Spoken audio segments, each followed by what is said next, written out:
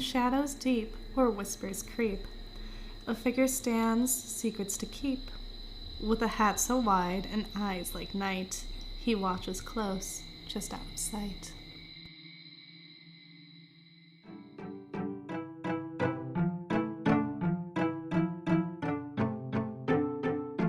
Welcome to Grim Grotto. My name is Dave. And my name is Julie, and today Dave and I will be discussing the Hat Man. But before we get into that, Dave has come to share a little bit of the ghost cat experience that he had without me recently. Yeah, a little ghost cat update. So I was cleaning Lupin's litter box. Yes. You were being Lupin's on my way to do my favorite activity in the world. janitor. And I had the trash can in one hand. And I had to leave the room, so I walked over to by where his litter box is. And I don't remember looking directly at him, but I just distinctly remember seeing Lupin sitting on the rug that's kind of in front of where the litter box is, or like on the other side of the room, and sitting there and watching me. And then I had to leave to go to the other room to grab something. And when I left, I walked by another hallway, and he was in that hallway watching me from there. And I stopped to think, I just saw you over on the other side of the home. It's like, how did you get over here? What's funny is when I saw him the first time, or thought that I saw him, his features didn't seem different enough to where it would cause me to look up and have a second glance. It was similar enough to Lupin where it didn't catch me off guard in any way, shape, or form. So I believe that was an encounter with the ghost cat. And then there was another evening, I'm not quite sure on this one, but I saw a shadow of a tail pass through a doorway. Oh yeah, that was And I went Saturday. and peered in the room and didn't see him, but he was in the bathroom, like around the corner. So I don't know if I just saw that glimpse of a shadow, but I looked in pretty quick after I saw it and didn't see him. So potentially, but the first one was weird enough where it really caught me off guard, and I messaged you right afterward to tell you what happened. So Oh, well, no, I did have a ghost cat experience. Really? On Saturday, when you had that potential tail experience, now that I'm looking at Lupin. Remember when you were in the other room and I started recording, and I sent you the recording because I was like, yeah. So Lupin enjoys going underneath the cabinet of the sink, and you can hear the door crack open when he paws at it, because he'll paw at it, and then he'll miss it, and it'll make the noise. Yeah. And so it was making that noise as if he was trying to get in. And then after the noise stopped, it made the noise as if he was in, where the bags were crinkling, because he likes to sit on that bag pile of like the plastic bags and the paper bags. All the bags accumulated from going to the grocery store and forgetting to bring a reusable bag. Yes. And I looked over because I was going to get up, because I don't like when he's under there, because there's some cleaning supplies under there, and I always get this fear that he's going to eat it. So I look up and he's staring at me. I was like, I just heard you in there. what? No, you're in there. Because you can hear him come out of it because it makes a noise. But the noise was still going on. So that's why I started recording, because I was like, I'm going to get it. I'm going to show you that Lupin's staring at me right now, and the noise is still happening from the cabinet. So then when I went to record it, I opened the door. No noise happened. And there was nothing in there. I was like, what? So then I go and sit back down, and I'm staring at Lupin, and he jolts over to the wall that shares the wall of the cabinet and peers around the corner like he's stalking something, and he starts like flicking and like watching something, and then he bolts into the kitchen towards the cabinet, and I was like, oh, did he just get into a fight with the ghost cat? I was like, who would win? Obviously my Lupin, but I was just like, oh. So this weekend was very active for the ghost kitty. We've had a lot of experiences by this point, so I think it's time that we maybe think of a name. I think it's time that we put like a food dish down, and we're like, this is for you, ghost kitty. Or little treats. Little treats that Lupin doesn't like because he's picky. He's so picky. He's so picky, honestly. He's a princess. But yeah, no, it was wild.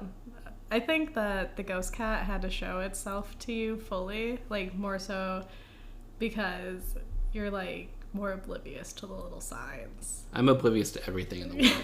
Let's be honest. I know, because the first time it came as a ball, you were like watching the pizza on the Oh, TV, yeah. and I was like, the pizza. I stand by it. That pizza still looked delicious. The pizza did not look that good.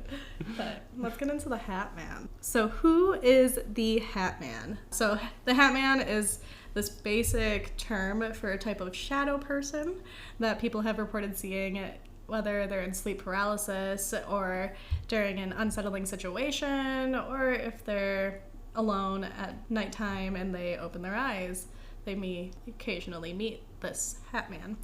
And the reason that he's known as Hat Man is because he has a very distinct feature, which is he's this tall, shadowy figure that wears a wide brimmed hat and is in like a trench cloak of some sort.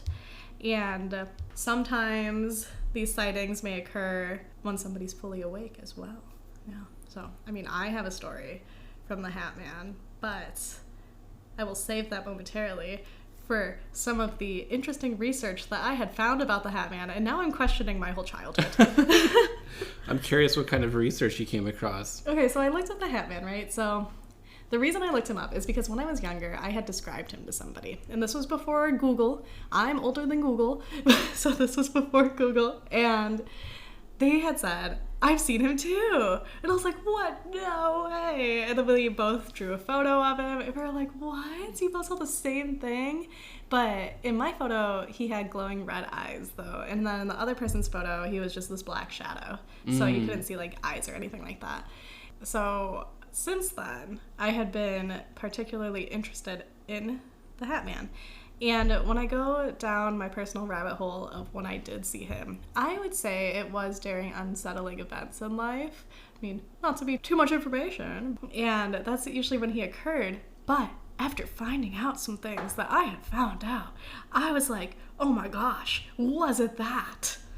Are you ready? Yeah. Are you ready for this information? Well, is there anything you want to share about the Hat Man? Or do you just want me to cut to the chase? No, nothing I want to share. I mean, I have heard of the Hat Man for quite some time, and I have had sleep paralysis before where I thought that something was standing over my bed. But I actually haven't seen Hat Man myself. But I thought it was interesting that in different cultures around the world and in history, people have reported similar aspects with sleep paralysis, but in different cultures it takes on different forms. Like in the Egyptian world, they had the jinn, which is a shadow figure. Or in South Africa, I learned about the takalash. So there's some different ways that this takes form around the world. But, you know, I came across a lot of accounts of the Hat Man online of people who had seen him at different stages of their life. It was interesting that people that see him, it seems like they tend to see him more than once. They'll see, and he'll not really do anything or say anything. He's just standing and observing and then walks away. Like I read one account of somebody who was in their childhood home, I think at the age of 4, and saw him walk down the hallway and go into the bathroom. And then when they went to go look, he wasn't there. And then a couple of years later, they were at a family farm somewhere and saw him walking into a cornfield. What? Can you imagine seeing the Hat Man walking into a cornfield? Okay, so I'm from Wisconsin, so let's go down this cornfield thing. Have you ever been in a cornfield? Not like a maze, like you just walked into a cornfield before. It's actually pretty scary because those stalks are taller than you, at least taller than me, and you can't see anything. Oh. You get very disoriented. Did you see that movie? I can't remember what it was called, but it was about this cornfield that people walk into and get lost, and they keep walking and walking, and they can't find their way out. It was a Stephen King. I was going to say, that sounds like a Stephen King thing. It was okay. It was okay. At best. Yeah, but the reason I say that is because to see the Hat Man walk into a cornfield would be scary, because what happens if you have to walk into that cornfield? You're not going to know where he's at or anything like that. So Yeah. But he seems to not talk much from what I've come across. I came across one account where he said one phrase, but nobody else mentioned him talking that I could come across. Yeah, I don't remember him ever talking. So with the Hat Man, I found that the reason that he wears a hat is because he supposedly has a face that is disformed in some type of way, and so the shadow figure wears a hat to hide this deformities. And then on top of that, he also gets mistaken for Slender Man because they kind of have the same apparel, like dress apparel, which I'm like, okay. Get your own style, Slender Man. Right.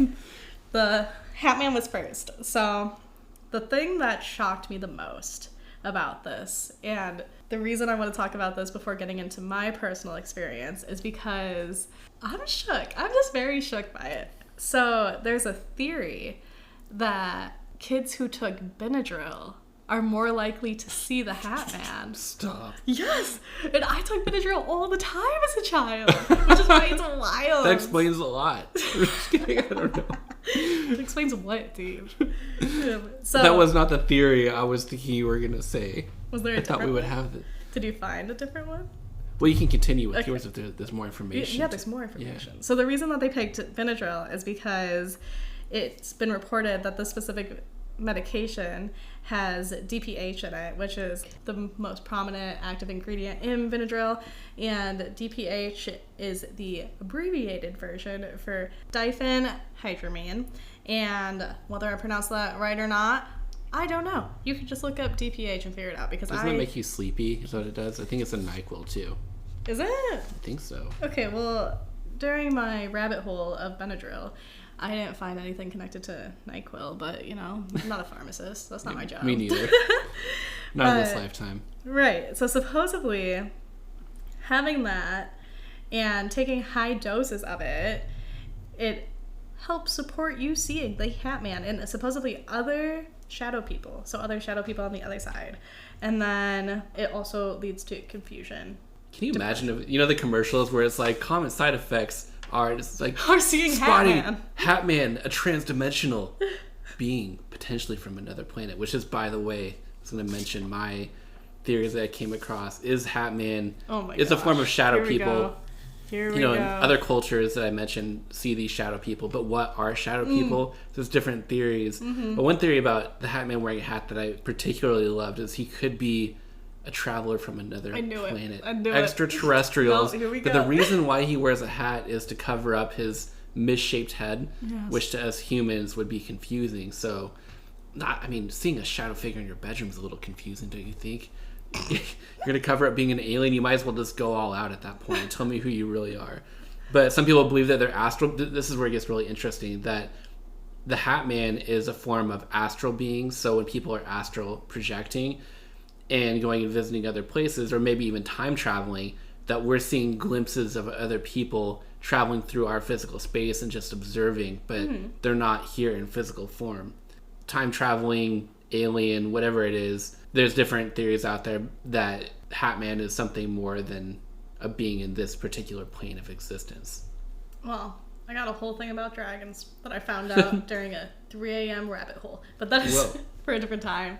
So for the Hat Man, I don't know. I can't say you're not wrong, because who's to know? But for my personal experience, I remember seeing him as a child all the time. And all the time? Yeah, like all the time. Wow. The first time all I that saw Benadryl.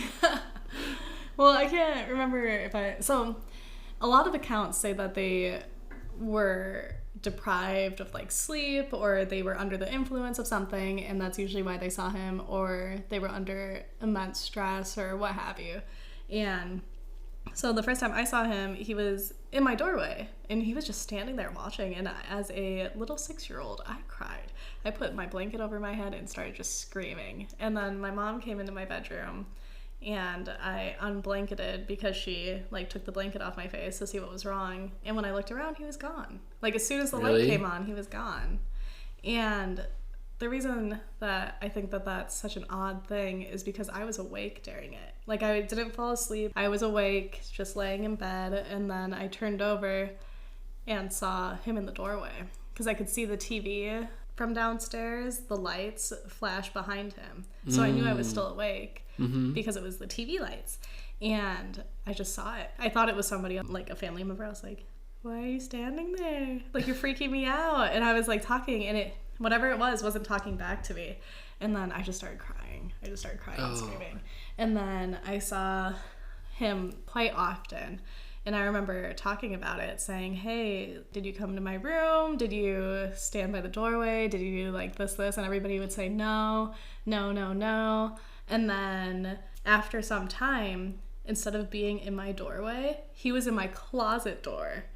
So that's worse. You know, that's even worse, right? So there was this one night that my closet door was slightly cracked, and I could see the outline of the side of the hat, and then one of his red eyes just looking at me. Oh. The night terrors in my childhood are real. That's probably why I'm so hard nowadays. But you were awake for that too? I was awake for that too. Wow. So, I was really scared. But the Benadryl portion, this is why some of it begins to blur too, because I was given Benadryl a lot as a kid. I don't know why. I don't know if I was sick or not. I don't know if it was just to put me to sleep. Who knows? But I'm sure the dose was too high for my little kid brain at the time. And so seeing that that's something that leads to seeing the Hat Man, now I'm questioning, was that the reason I saw Hat Man? Now my whole childhood is just a question. So you said that you saw him a lot, though. Can you remember any times as an adult that you've seen him? Yes. So one day you were like, Julie, do you want to look at the stars? And I was like, of course, Dave. I would love to look at the stars. And then you took me out into the middle of nowhere. It was really far. It was really middle of nowhere. It was pretty creepy. I was like, do not park here. I did. You did. Yeah. But then we came out and we were looking at the stars. And I remember telling you, I was like, oh, there's no animals around us. I couldn't hear or like sense other living presence. And I turned around and he was standing there, like in the car light. So I would say maybe a mile down from where your car was pointing and the lights was on. He was just standing there, like on the side of the road in the gravel, whatever that's called. Yeah. Because it's not the off. It's not, what is that? It was a driveway. Yeah, of some sort. And he was just standing there staring, red eyes, brimmed hat, Red eyes still? and a cloak, yeah. And I can attest that you didn't have any Benadryl that day. I did not. Recall. And I wasn't under immense stress. Or maybe I was, because we were out in the middle of nowhere. It was late in the middle of... You didn't have that much gas left. I was making comments like, this is going to be like some horror movie. Yeah, and there was a house nearby, too, that had There was a very creepy shady feeling house, to it. But, so maybe I remember that. You were like, I think we should go. We drove all the way out here, but yeah, we can turn around. Yeah. Well, see, talking about that specific experience, it's like, was I scared and I manifested him? But even if I manifested my imagination to think of him, why would it go straight to the Hat Man? When was the time before this that you remember seeing him last? It was only my childhood home. Oh. Yeah, I didn't see him in any of my other places that I had lived. And I saw some other things, but not that. You didn't think about him often? No, I never thought about him. I never thought about him at all. Like, I'm only talking about him now because I was like, what should we talk about? Was the area we were in or the house that we were by reminiscent of anywhere from your childhood? No, not that I remember. I mean, it was plains, so I guess it could have made me think of farmland, but maybe. Regardless, I still wasn't thinking of the Hat Man, especially in the middle of the night. I was more so thinking about like, oh, we're gonna get stolen and no one's gonna find us. Stolen? Like, I didn't think about like the paranormal. Do people steal adults? I don't know. Yeah, the adult kidnap. So. Oh man. Yeah, I don't know. So it was just interesting to me that the Hat Man's such a well-known phenomenon, I guess, or paranormal experience that multiple people experience from all over the world. And it seems like people will see him and then go online and look and find that other people see the same thing. I mean, it could be that potentially people are seeing what other people have already described, but I don't know. It's kind of odd that there's so many accounts of the same thing. Because you think like ghost encounters and stuff take on different forms for different people, but this is so common. Yeah. So I wonder what the explanation is. Is it a time-traveling being? Oh my gosh. Interdimensional being? Perhaps astral being? I don't know. I don't think there's a horror movie on the Hat Man, is there? Not that I'm aware of. See? So is it like the media keeping hush about it too? Oh, that would make sense if they're time travelers and stuff. Oh my gosh.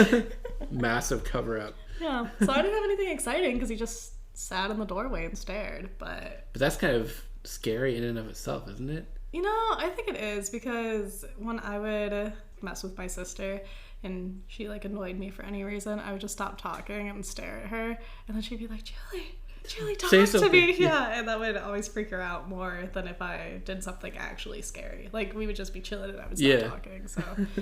Well, thank you for taking me on the Hat Man quest, yes, Julie. Of course. happy to bring you with me. Maybe you'll see him. I don't know.